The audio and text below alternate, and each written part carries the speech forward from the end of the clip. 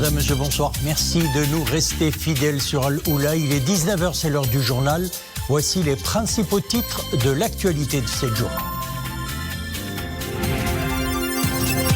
Vers un partenariat gagnant-gagnant entre les secteurs privés marocains et espagnols, une délégation d'hommes d'affaires basques poursuit ses entretiens au Maroc, aujourd'hui au siège de la CGEM, demain à Laayoune. La délégation espagnole sonde les opportunités d'investissement et de co-investissement, notamment dans les provinces du Sud. Les opérations de vaccination se poursuivent à travers le royaume. Environ 11% de la population ont déjà reçu la première dose. Les centres de vaccination connaissent une forte affluence. Nous suivrons le reportage réalisé dans un de ces centres à Casablanca. Et puis la pollution menace les eaux du Bourgreg, une pollution qui inquiète les riverains. Un fort soupçon vise le lixiviate issu de la décharge d'Oumazza. Une commission se penche actuellement sur le problème en vue de confirmer les causes réelles de cette grave menace sur l'écosystème fluvial de la capitale. Maroc-Espagne, la délégation d'hommes d'affaires basques poursuit ses rencontres au Maroc. Une réunion de travail entre la Confédération générale des entreprises du Maroc et la délégation espagnole s'est tenue aujourd'hui à Casablanca. Les deux parties ont discuté des opportunités d'investissement et de co-investissement, notamment dans les provinces du Sud, dans les secteurs comme l'agro-industrie, la pêche et les énergies renouvelables. Houria Boutayeb, Nissil Hamdaoui. Le Pays basque espagnol est l'une des régions les plus riches au niveau industriel et commercial en Europe et même au-delà. Le Maroc est un partenaire prometteur pour cette communauté autonome car ses potentialités sont énormes. Pour les explorer en profondeur, une délégation d'hommes d'affaires basques entre en contact direct avec le patronat marocain. L'idée d'investir dans le pays est présente dans son esprit. Dakhla et Laayoune, the place to be pour des projets porteurs. C'est la première visite du genre que nous effectuons au Maroc et il ne sera pas la dernière. Nous œuvrons à développer et à consolider les relations commerciales entre les deux parties. Ce qui est important pour nous au Maroc, c'est la partie industrie de transformation primaire. Ce qui nous intéresse, c'est de monter des entreprises de transformation secondaire. Autrement dit, engager un meilleur processus de transformation de la matière première de bonne qualité qui se produit ici au Maroc. La stabilité du royaume, son écosystème d'affaires et sa position de leader à l'échelle africaine sont autant d'atouts clés à même déguiser l'appétit des investisseurs étrangers. De surcroît, sur un terrain attractif comme les provinces du Sud. Nous avons discuté pour un partenariat gagnant-gagnant dans plusieurs domaines, à savoir l'agro-industrie, la pêche et l'industrie. Nous avons aussi parlé d'échanges de compétences au niveau de la recherche et développement, au niveau de l'innovation. Donc nous avons aussi discuté de travailler ensemble pour les aider à co-investir ou investir dans les zones du sud du Maroc, notamment à Dakhla. Des projets d'investissement d'envergure ne tarderont pas à voir le jour à Laayoune et à Dakhla. Laayoune et Dakhla où s'est dirigée aujourd'hui la délégation des hommes d'affaires basques, animée d'une belle volonté d'explorer le potentiel des provinces du Sud. La délégation d'hommes et de femmes d'affaires espagnols devrait tenir cette semaine même et à partir de demain des réunions de prospection d'opportunités et d'investissement à Laayoune et à Dakhla, véritable hub économique régional et tremplin vers le marché africain. Nedal Boumhala a eu un entretien exclusif à ce sujet avec Maria Tato, femme d'affaires et chef de la délégation d'hommes d'affaires basques en visite au Maroc. Nosotros vamos a intentar potenciar cualquier tipo de relación empresarial de Tánger à La Guira. Nous allons essayer de cultiver tout type de relations entrepreneuriales de Tanger et jusqu'à La Guira. Notre idée est d'œuvrer à créer des synergies entrepreneuriales et économiques et bien sûr avec la ferme volonté d'investir ici au Maroc d'affaires et de générer de l'emploi. Y generar negocio y, como no, generar empleo. Voici à présent l'essentiel d'un communiqué de la province de Figuig. Le gouverneur de cette province a tenu une réunion avec des exploitants de terres agricoles situés dans la zone dite Al-Arja en vue d'examiner les développements en lien avec la situation dans les terres agricoles situées dans la partie nord de l'oued Al-Arja. La réunion a porté sur l'examen des solutions éventuelles à même d'alléger l'impact de la décision des autorités algériennes sur les exploitants des terres agricoles concernées. Généralisation de la couverture sociale. C'est hier que la Chambre des représentants a adopté à l'unanimité le projet de loi relatif à la protection sociale lors d'une séance plénière. 22 millions de citoyens, dont 11 millions de ramédistes et 11 millions de professionnels commerçants, agriculteurs, artisans traditionnels et personnes exerçant une activité libérale bénéficieront d'une assurance maladie obligatoire. Et au sujet de la généralisation de la protection sociale, une réunion s'est tenue aujourd'hui à la Direction générale des impôts sur la mise en œuvre de la CPU, la contribution professionnelle unique. Elle concerne entre autres les petits commerçants et les artisans, le but étant de permettre à cette catégorie de contribuables de s'acquitter d'un seul impôt et de bénéficier en même temps de la couverture sociale. Nawel El-Gourari et Mohamed Aït-El-Shkar. Le chantier de la généralisation de la couverture sociale prend forme dans sa composante fiscale. Un nouveau régime est lancé, la CPU, la contribution professionnelle unique. Un régime d'imposition sur le revenu qui vise à étendre la couverture sociale à l'ensemble des petits commerçants, artisans et prestataires de services. En pratique, vous êtes contribuable, personne physique. Vous devez souscrire à présent une déclaration du chiffre d'affaires par procédé électronique sur le portail www.taxe.gov.ma. Une opération qui se déroule en 2 étapes.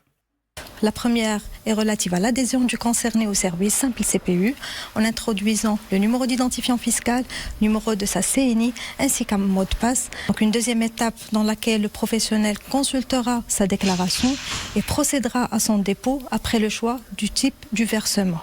Le versement peut être annuel, en une seule fois avant le 1er avril ou trimestriel avant l'expiration des mois de mars, juin, septembre et décembre. Cette déclaration est pré-remplie par l'administration fiscale et que le concerné sera juste invité à la déposer électroniquement. La loi de finances de cette année 2021 a donc réaménagé le régime d'imposition en matière d'impôt sur le revenu. Le régime du bénéfice forfaitaire est donc remplacé par la CPU, la contribution professionnelle unique. Objectif. De cette manière, donc, les commerçants et les artisans bénéficieront d'une procédure simplifiée d'adhésion à la caisse de sécurité sociale et par conséquent l'accès avec leur famille aux soins dans de meilleures conditions. Ils bénéficieront également du remboursement des frais médicaux, consultations médicales, opérations chirurgicales, médicaments, etc. Bref, pour étendre la couverture sociale, c'est un nouveau régime de contribution professionnelle unique qui remplace désormais le régime du bénéfice forfaitaire appliqué aux professionnels en matière d'impôt sur le revenu. Dossier vaccination à présent, le cumul des vaccins anti-Covid-19 a atteint à ce jour 4 236 386 vaccinations pour ce qui est de la première dose, pendant que 1 960 996 autres personnes ont reçu leur deuxième dose. Et puis sachez que l'opération de vaccination se poursuit à travers le royaume. 95% des doses injectées en Afrique l'ont été au Maroc. Chiffre donné par le ministère de la Santé. Environ 11% de la population ont déjà reçu leur première dose. Le Maroc compte parmi les 10 premiers pays qui ont réussi le défi de la vaccination contre le Covid-19 au plan mondial. Les centres de vaccination, au nombre de 2900 mobilisés pour cette grande opération, connaissent une forte affluence, y compris pour la deuxième dose. Reportage à Casablanca, Dominique Orlando. À un vrai croisement, la campagne nationale de vaccination contre la Covid-19, avec toujours d'un côté ceux qui sont là pour la toute première injection du vaccin et de l'autre ceux qui s'apprêtent à parachever leur immunité individuelle avec une deuxième dose vaccinale qui sera la toute dernière. C'est une aubaine, cette vaccination. Je crois que les gens disent du mal de l'AstraZeneca. Moi, je ne trouve aucun souci, puisque l'OMS n'a pas dit son dernier mot, comme quoi c'est un très bon vaccin. Eh ben, j'espère que ça sera durable, surtout, et que ça va permettre de voyager plus facilement et puis de sauver la société, parce qu'on en a tous besoin de revivre normalement. On espère en tout cas, il y a eu un énorme effort qui a été fait par le Maroc pour tous ses résidents, pas que pour les Marocains, et ça c'est vraiment un remerciement énorme. Un contentement bien partagé qui vient surtout mettre en avant le travail formidable réalisé par les équipes médicales et logistiques. Regroupées comme au sein d'une même famille, il leur importe d'autant plus de réussir cette grande mission citoyenne. À part la petite fièvre, la douleur ou parfois les céphalées, les maux de tête, rien n'a été signalé. Alhamdoulilah, on est sur une très bonne voie. Et on est là pour continuer jusqu'à avoir les 80% des Marocains. Pour finalement atteindre cette immunité collective, plusieurs semaines de campagne sont encore nécessaires. À travers toutes les villes du royaume, les structures sont bien installées pour y parvenir de façon sûre et sereine. Le vaccin AstraZeneca est remis en question dans plusieurs pays européens, même si l'OMS et l'Agence européenne des médicaments recommandent son utilisation. Une suspension qui survient après le signalement de quelques cas graves de caillots sanguins chez certaines personnes ayant reçu une dose de ce vaccin. À ce jour, aucun lien direct n'est prouvé ou établi avec le vaccin suédo-britannique. Récit Omeïma Ramli. Il soulève des interrogations depuis le début de son autorisation. D'abord dit inefficace pour les 65 ans et plus, ce qui s'est rapidement révélé inexact. Aujourd'hui, il est pointé du doigt. Dans certains pays européens, il serait à l'origine de troubles de coagulation sanguine chez un nombre très réduit de personnes. Plus exactement, il est question d'une trentaine de cas sur plus de 16 millions de personnes vaccinées en Europe seulement. Quand on vaccine des millions de personnes en même temps, on s'attend toujours chez certaines personnes à avoir quelques effets indésirables. Notre rôle à l'Agence européenne des médicaments est de vérifier si nous sommes face à des effets secondaires du vaccin ou face à de simples coïncidences.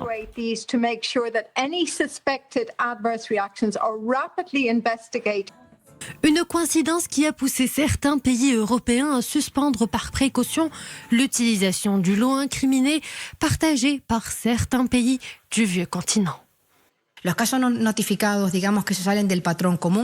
cas signalés sont peu à très peu nombreux, mais cela n'empêche que l'Espagne a pris la décision de suspendre temporairement et par précaution l'administration de ce vaccin, en attendant le verdict de l'Agence européenne des médicaments. Aujourd'hui même, l'OMS et l'Agence européenne des médicaments ont recommandé de continuer à administrer le vaccin d'AstraZeneca. La Belgique maintient son utilisation, même chose en Afrique, car à ce jour, aucun lien direct de cause à effet n'a été établi scientifiquement avec le vaccin suédo-britannique. Et qu'en est-il au juste au Maroc? De sources bien informées que nous avons contactées en milieu de journée au service de réanimation du CHU Berroucht, par exemple, aucun cas de complications graves n'a été à ce jour enregistré. Et pourtant, le Maroc a déjà vacciné près de 11% des habitants, citoyens résidents étrangers, principalement avec le vaccin britannique AstraZeneca. Pour un plus grand éclairage, nous avons avec nous en direct de Casablanca par Skype un épidémiologiste et grand spécialiste des maladies infectieuses, le professeur Chakib Abdelftah. Bonsoir. Alors professeur, que sait-on à ce jour sur les effets indésirables identifiés au Maroc après la vaccination de plusieurs millions de personnes, plus de 5 millions première et deuxième doses? Merci beaucoup pour l'invitation. Alors, le Maroc, quand il a commencé la campagne de vaccination, elle a pris la précaution d'accompagner toute la campagne par un système de surveillance. Alors la surveillance des effets secondaires est assurée par le Centre national de antipoison et de pharmacovigilance, qui est dirigé par Madame le professeur Soleimani, qui est membre du comité technique de la Covid. Alors, l'équipe de Madame Soleimani, Madame le professeur Soleimani, a fait un travail magnifique parce qu'il a récupéré tous les effets secondaires qui ont été constatés ou déclarés par les Marocains, d'une part, et d'autre part, tous les effets secondaires qui ont été récupérés et notés par les médecins, par exemple, lors de la deuxième dose. Parce que vous savez, quand les personnes vaccinées reviennent pour la deuxième dose, on leur pose systématiquement la question, est-ce que vous avez eu déjà des effets secondaires lors de la première dose ou pas, et quels effets secondaires? Alors, les premiers résultats montrent que la plupart des Marocains qui ont eu des effets secondaires, ils sont très peu nombreux, ont eu des effets secondaires mineurs, à savoir des maux de tête, une petite fièvre, des douleurs au niveau du point d'injection ou une fatigue. Il y a des personnes qui ont eu des nausées et d'autres personnes qui ont eu, par exemple, une fatigue plus d'une semaine. Chez aucune personne marocaine ou résident dans le Maroc qui a été vacciné par le vaccin, soit le vaccin AstraZeneca ou le vaccin Sinopharm, on a constaté les troubles de la coagulation.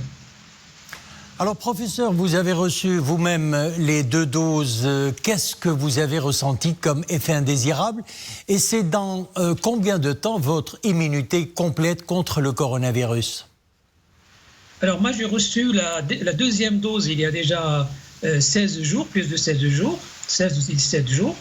Alors, après la première injection, j'ai senti une douleur, effectivement, au niveau du point d'injection, qui a duré exactement 47 heures, parce que moi, je suis un peu précis dans ma surveillance, et après, il a disparu totalement. Alors, bizarrement, je m'attendais à ce qu'il y ait une douleur aussi importante, au moins, du moins, soit aussi importante, soit plus importante au cours de la deuxième dose, chose que n'est pas produit. Quand j'ai reçu la deuxième dose, j'ai rien senti du tout. Professeur Chakib Abdel-Fattah, je rappelle que vous êtes épidémiologiste et grand spécialiste des maladies infectieuses. Merci d'avoir répondu à nos questions. Et pour ce qui est de la situation épidémiologique, 526 nouveaux cas confirmés, 4 décès et 601 nouvelles rémissions. Les cas actifs s'élèvent à 4158, 403. C'est le nombre de cas graves ou critiques. 26 sont sous intubation et 239 autres sont sous ventilation non invasive.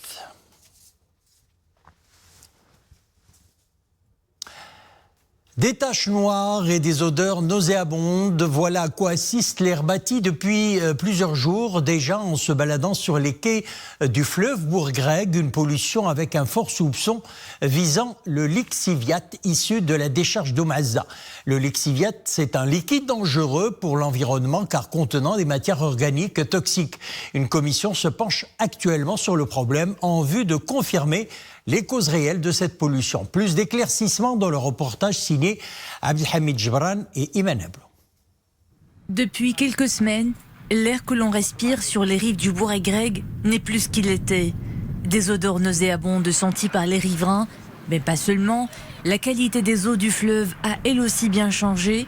Ce passionné de pêche nous le confirme sur les bords de la rive gauche du Bourgreg, salée. Les eaux du fleuve contiennent des impuretés. J'ai l'habitude de pêcher dans ces eaux. Elles ont toujours été limpides lors des marées hautes et basses. Mais ces derniers jours, elles dégagent une mauvaise odeur et l'air devient irrespirable. Même constat de l'autre rive du fleuve, Rabat. Là aussi, les pêcheurs suffoquent et constatent amèrement des taches noires qui se sont récemment formées sur les eaux. Des odeurs nauséabondes se dégagent du fleuve depuis plusieurs jours maintenant. L'eau a changé de couleur et n'a plus le même aspect que l'on connaît. Voici l'origine du mal, la décharge d'Oumazza, non loin de là. Une de ces digues aurait cédé en déversant dans les eaux des tentes de lixivia, ce liquide résiduel qui provient des déchets ménagers de la décharge. Conséquence, de larges taches brunes flottent en surface des eaux, provoquant de fortes émanations d'odeurs insoutenables. Mais les dégâts sont bien plus lourds. Nous souffrons beaucoup à cause de ces odeurs. Nos enfants ont développé des allergies et certaines formes d'asthme. Le bétail n'a plus où paître et le sol n'est plus cultivable. Rien ne va plus. Avant, on utilisait les eaux des puits, plus maintenant à cause du lexivia. L'eau n'est plus propre à la consommation, encore moins à l'irrigation de nos terres. Des acteurs de la société civile ont tiré la sonnette d'alarme depuis bien longtemps sur cette problématique environnementale. Une commission se penche en ce moment sur la question en vue de confirmer les causes réelles de cette pollution affectant à la fois l'air et l'eau.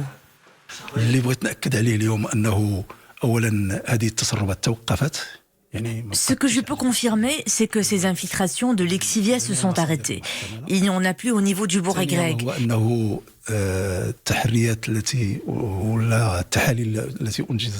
Les analyses récemment réalisées sur des prélèvements prouvent que ces infiltrations n'ont pas altéré la qualité de la vie des espèces dans l'Oued, car le niveau d'oxygène y est encore assez élevé, et puis des investigations sont en cours pour identifier la vraie source de ces infiltrations.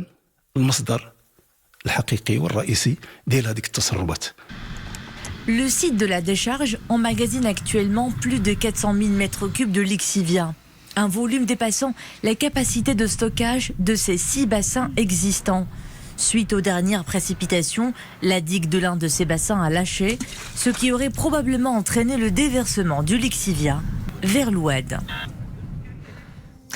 Voilà, nous arrivons à la fin de notre édition. Merci de l'avoir suivi. L'info revient sur Oula 21h. Excellente soirée, à demain.